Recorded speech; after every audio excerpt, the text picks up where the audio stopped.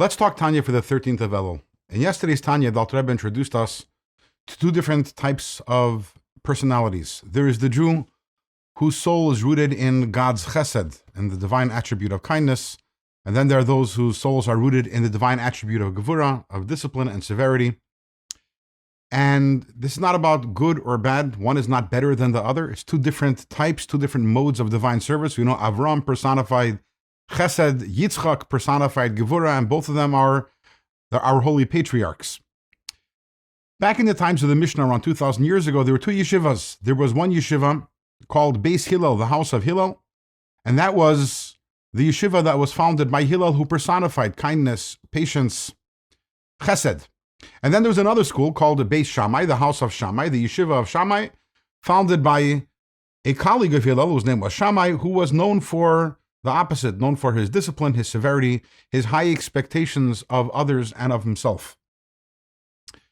And many hundreds of times, there are halachic disagreements between these two schools, and they follow a pattern. The pattern is that Beis Hillel, the yeshiva of Hillel, is lenient, and Beis Shammai they're stringent. They're what we call machmir. They're strict.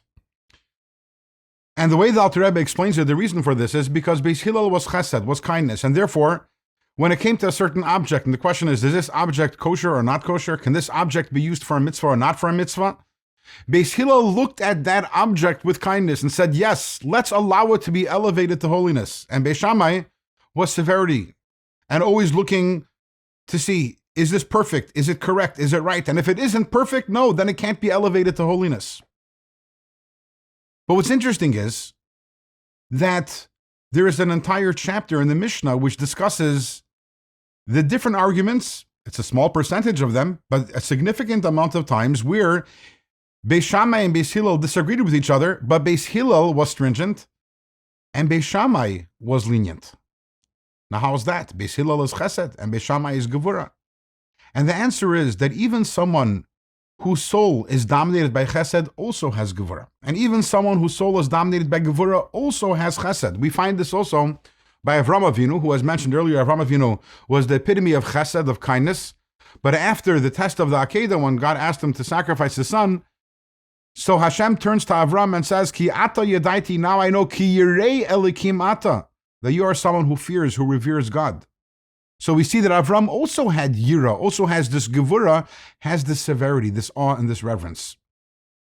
And the reason is because all of our souls are rooted in God's divine attributes, and God's divine attributes themselves cooperate with each other and get along with each other, and they all include one another, and that's why every single one of us has both. So the question is, what we have over here is that so the people who are predominantly chesed, that means by them the chesed is revealed and the gevura is more concealed, more hidden.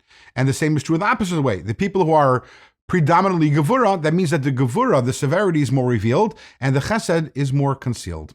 With this information that we have, we'll be able to now revisit the verse, the pasuk that we spoke about yesterday, Morav tuvcha sher tzafanta l'riyecha, and be able to arrive at a deeper understanding of what this pasuk is telling us.